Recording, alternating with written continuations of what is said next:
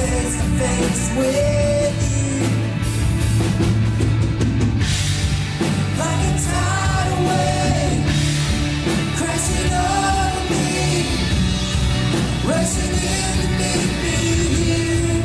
Your love is fierce, like a hurricane that I can't escape. I'm tearing through the atmosphere. Your love is fierce.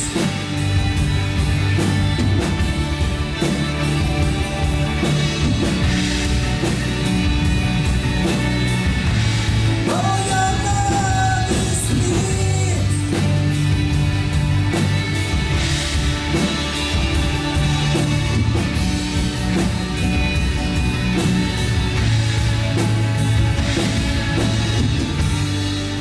You chase me down, you seek me out, and how can I be lost when you have caught me found?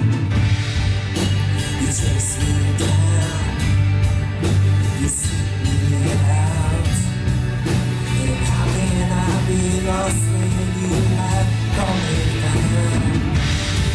You chase me down, you seek me out, and how can I be lost when you have got me found? You chase me down, you seek me out, and how can I be lost when you have got me found? Like a tidal wave crashing over me, rushing in to meet me. Your love is fierce, like a hurricane that I can't escape. I'm tearing through the atmosphere. Your love is fierce, like a tidal wave crashing over me, rushing in to meet me. Your love is fierce, like a hurricane that I can't escape. Tearing through the atmosphere. Your love is fierce.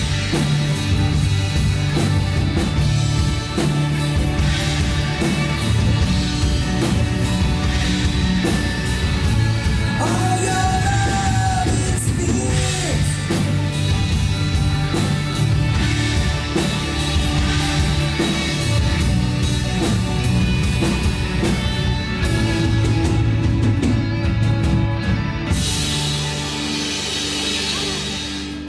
Okay, thank you. Sit down for a second.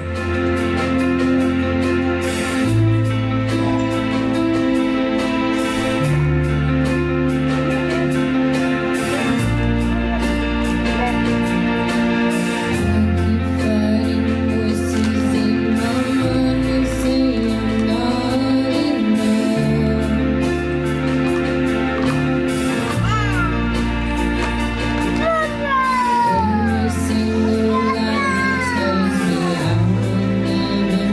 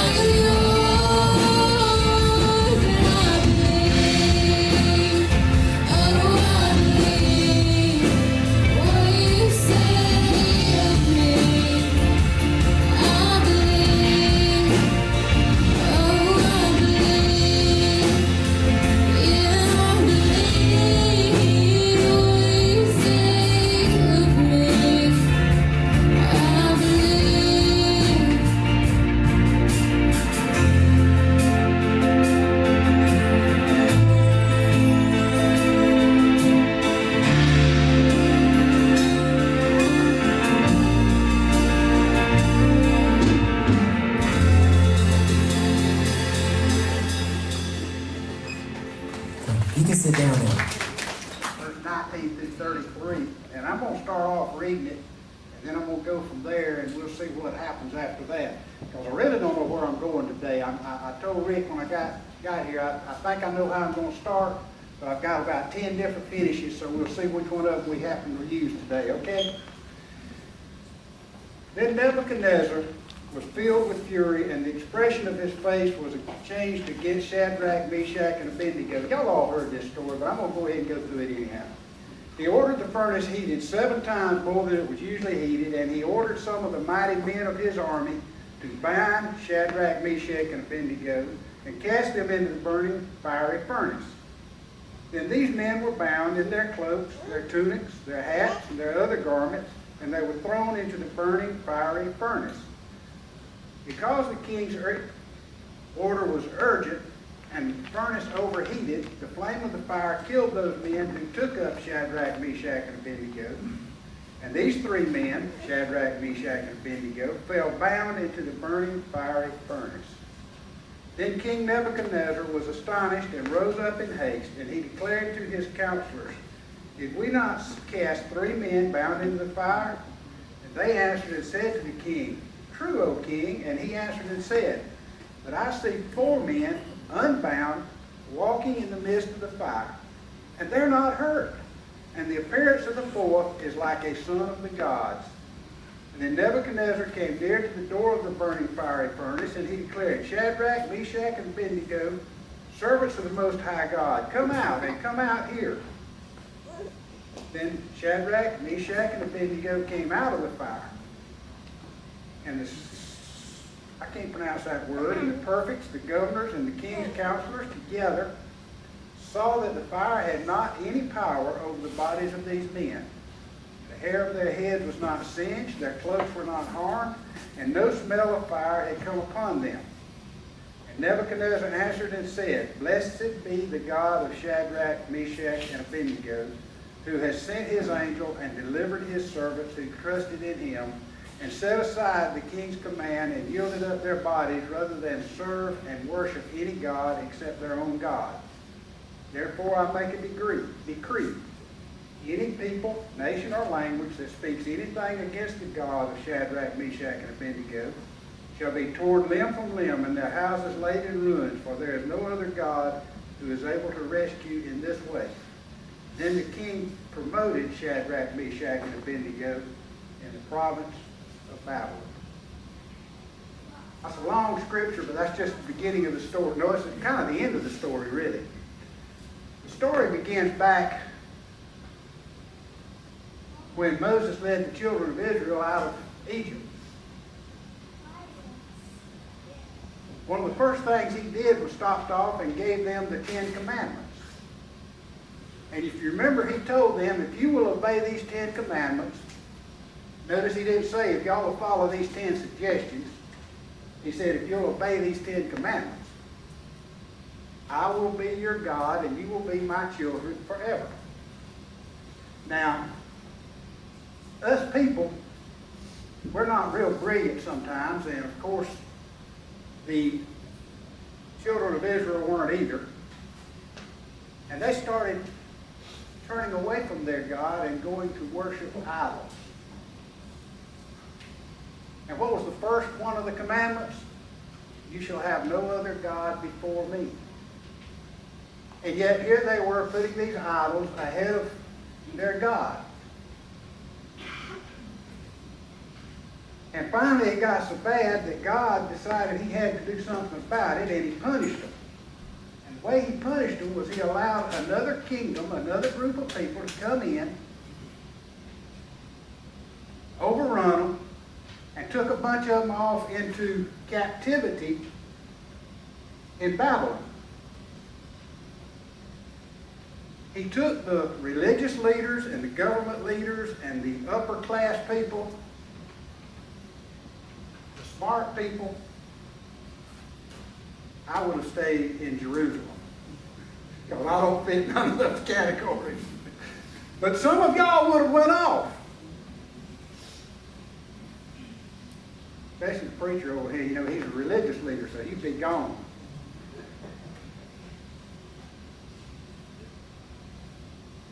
But everybody that was taken off had not turned from worshiping God. Most of them had. The vast majority of the people had. But some of them hadn't.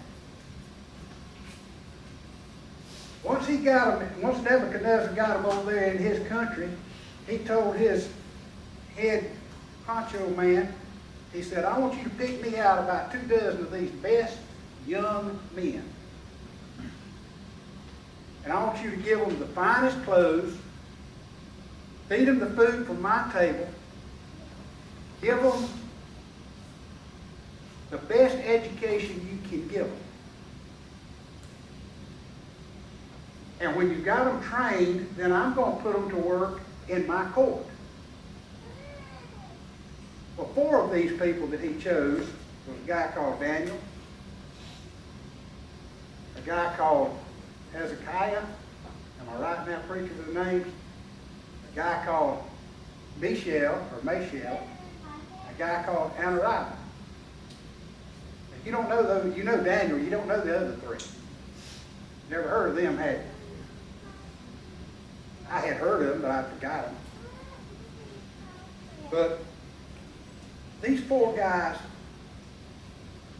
when it come time to eat, wouldn't eat.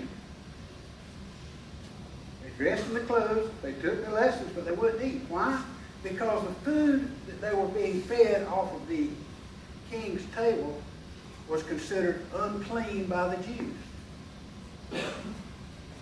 It wasn't the food they were supposed to be eating. And of course, it didn't take long before it showed up that they were not eating, because they started losing weight, started looking bad. Now the head man come by and he talked to them and he said, listen here guys, y'all making me look bad. You won't eat the food. You're getting skinny. You're looking bad. You're going to make me look bad, and sooner or later the king's going to get mad at me and he's going to chop my head off if y'all don't start doing something. And Daniel told him, said, listen, this food that you're feeding is not food we're supposed to be eating. Well, it's the best food in the nation. It doesn't matter. We're not supposed to be eating it, so we're not going to. We would rather die than do something against our God.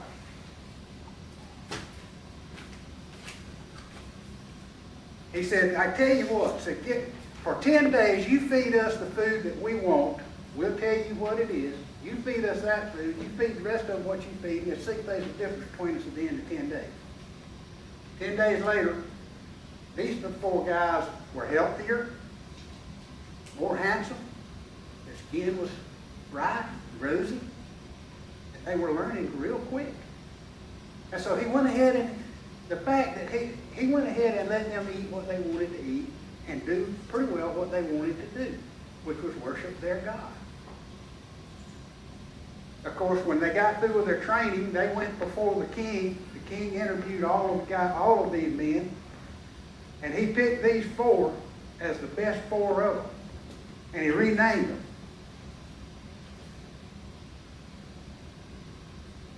That's where Shadrach, Meshach, and Abednego come in. And he put them over various portions of his kingdom.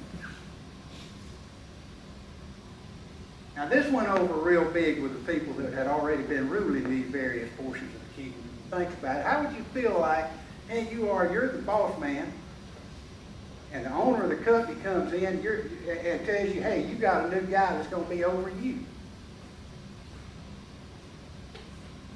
You wouldn't like it too well, would you? Only you're not vindictive. These guys were pretty vindictive. Well, they started trying to figure a way they could get rid of Shadrach, Meshach, and Abednego. They went to the king and said, King, tell you what you need to do now. You need to build you a statue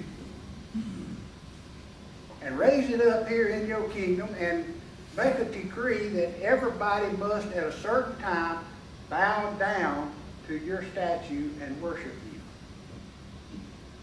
Knowing what was going to happen. Knowing that these 3 men, Shadrach, Meshach, and Abednego, wasn't going to do it. That's what happened. The king made his statue. He decreed that everybody bow down to it. These three men didn't. Somebody went and told on them. I've never had anybody tell on you for not doing something, have you? King called them before them, and he told them, said, listen, guys, you got to bow down to my statue. And they said, no, we will not bow to anyone other than our God.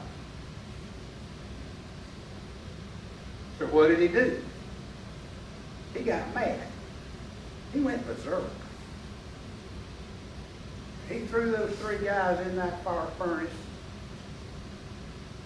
expecting them to burn up. He killed several of his own guards doing it. Of course, he didn't care. This man was not a nice person, by any stretch of the imagination.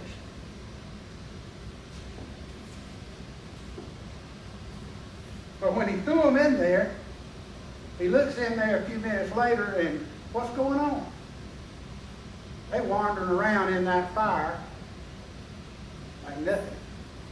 Like they were walking down the streets of Kabul. Only there was four of them. Kind of surprised King Nebuchadnezzar, so he called them out. Y'all come out here. So they come out. Three of them did. The fourth one, he went back wherever he come from.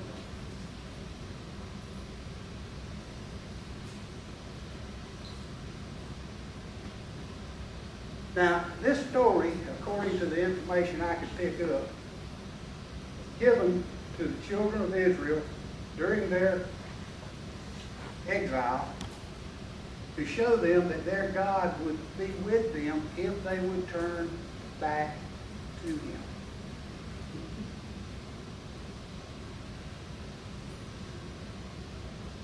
And they did. And eventually, took them a few years. You know, it took them 40 years just to go from Egypt to Jerusalem. Look it up on a map. If you can't walk it in 10 days, something's wrong. It took them 40 years. Nobody that come out of Egypt went into Israel, Canaan. Nobody that went into exile went back to Jerusalem. God's kind of slow sometimes in what He does. According to us, anyhow. But the point of the story was that if you have your faith and keep your faith in God, He will take care of you. Now, I agree with that point, but I picked out another point I want to mention.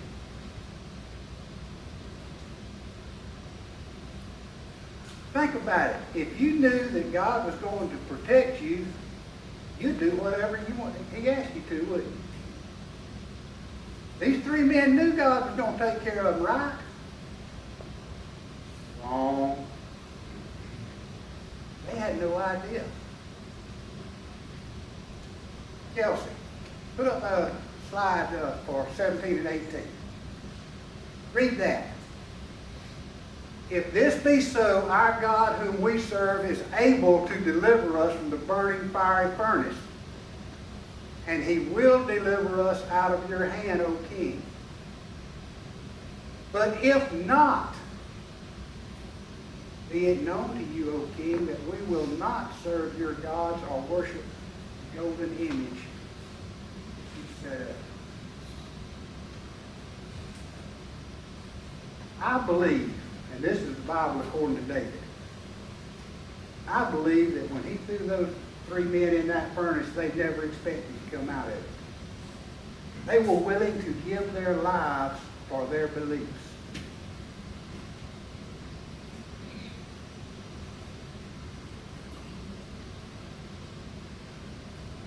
God does not always answer prayer.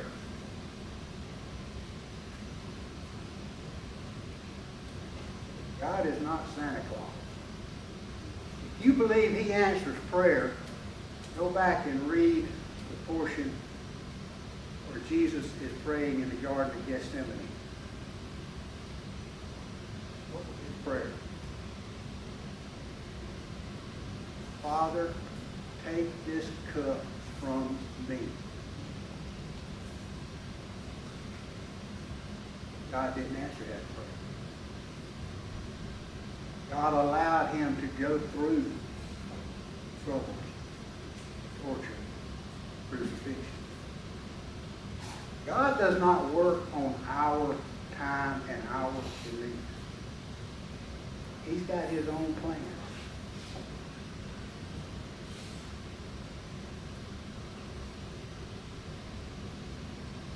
Shadrach, Meshach, and Abednego didn't know what was going to happen. They knew they were being persecuted. They knew they were having troubles. Even though all they had to do was bow down one time and save their lives, they did. How many people today, how often have we heard in just the last few years of people who've been told, you must renounce your Jesus Christ. If you don't, we're going to kill you. They would not, and they died. A number of them.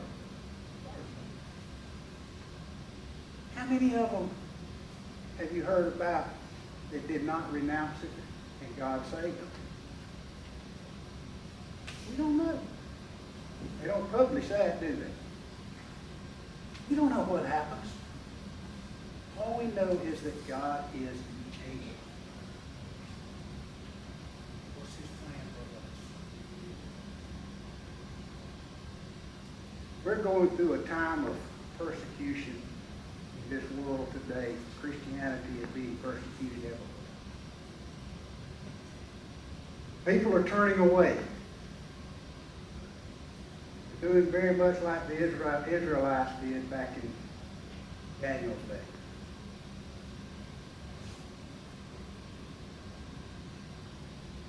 But everyone is not. We are not. Have we enough faith to be willing to give up our very lives for our God? I pray we don't have to. But I do know this. Man, y'all come on up. If we don't take the same stand that these four men in the book of Daniel took, our religion is going to die. It is our duty to keep the name of Jesus Christ in front of the world. Let's do our duty.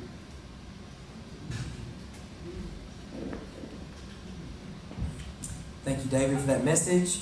We're going to close out the service with a song, so please stand with us and don't forget the things we have going up this week, including the feed.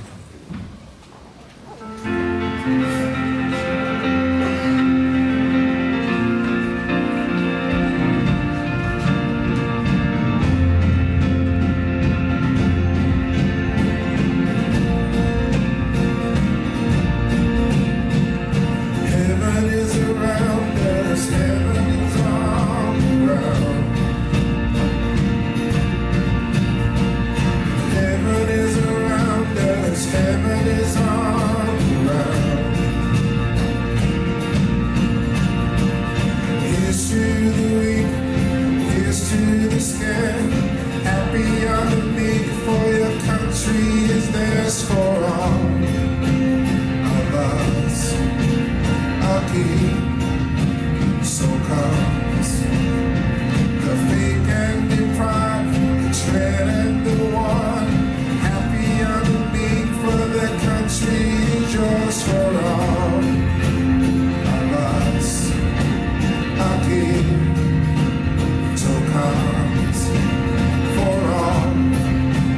of us, a king.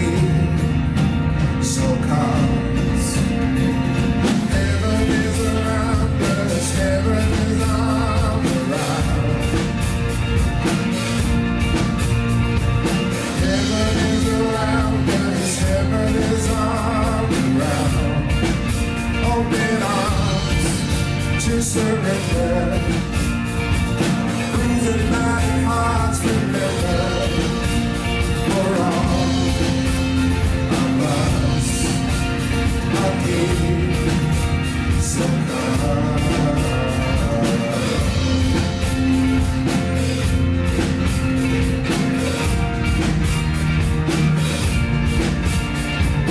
Dance with the good, dance with the guilty.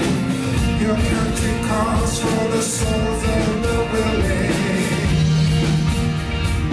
All who are willing. Heaven is around us, heaven is all around.